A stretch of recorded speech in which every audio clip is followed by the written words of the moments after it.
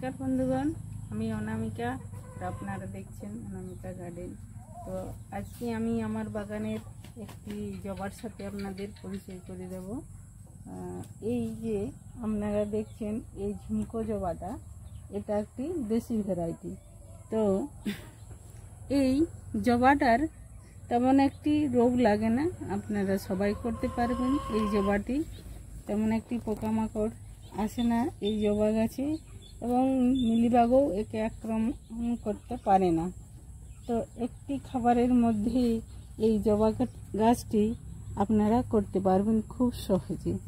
তো এটি যদি আপনারা নার্সারিতে কিংবা কারো বাড়িতে পান, তাহলে খুব সহজে এই জবা গাছটির কাটিং থেকে চারা করতে পারবেন এবং একটি সুন্দর এরকম গাছ হবে।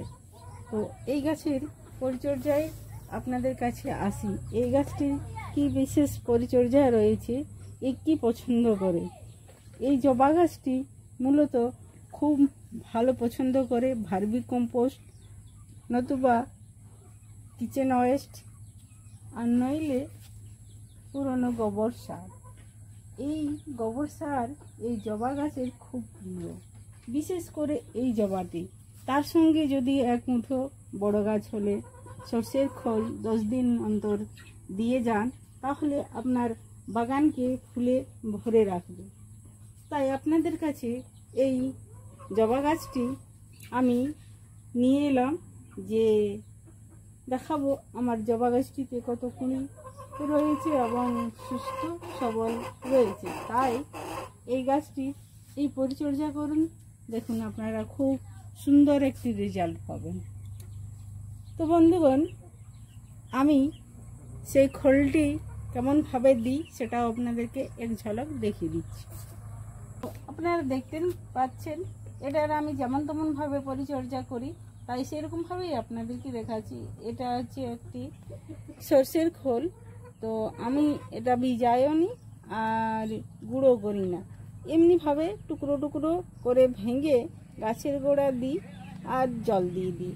আমি এই গাছটি তেমন পরিচর্যা করিনি, দেখুন তাতেও খুব সুন্দর রেজাল্ট। আপনারা অবশ্যই একবার ট্রাই করে দেখুন, আমার মতো অবশ্যই আপনারাও এরকম রেজাল্ট পাবেন। তো আমি চলুন গাছের গোড়ায় দিয়ে দিই।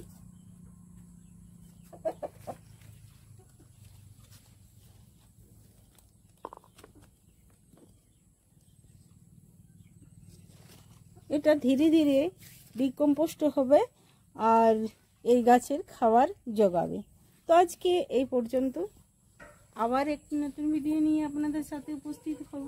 ভিডিওটি ভালো লেগে থাকে অবশ্যই একটি লাইক করবেন আর সাবস্ক্রাইব করতে ভুলবেন না। আপনাদেরকে অনেক অনেক ধন্যবাদ।